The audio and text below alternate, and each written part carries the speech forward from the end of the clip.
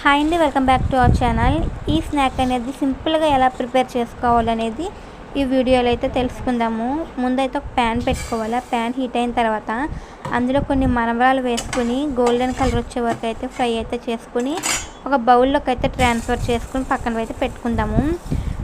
ఇలా పక్కన పెట్టుకున్న తర్వాత మనం కొన్ని ఎల్లుల్లిపాయలు అయితే తీసుకుని వాటిని కచ్చాపిచ్చాగా అయితే దంచుకోవాలి. అందులో కొద్దిగా కారం కూడా యాడ్ చేసుకుని దంచుకుని అయితే పక్కన అయితే పెట్టుకోవాలి.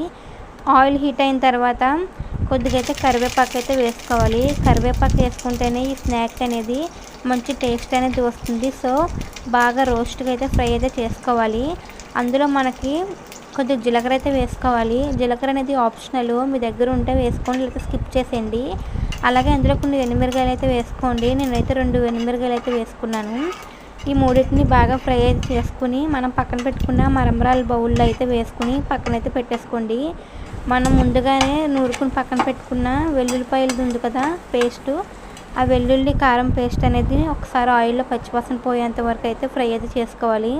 ఇలా మొత్తం 3 వేసుకున్న తర్వాత బౌల్లోకి కొద్దిగా అయితే సాల్ట్ అయితే యాడ్ చేసుకోవాలి. సాల్ట్ యాడ్ చేసుకుని బాగా మిక్స్ చేసుకుంటే మన ఎమ్మి టేస్టీ మరమరాల కారం అనేది రెడీ అయిపోయింది.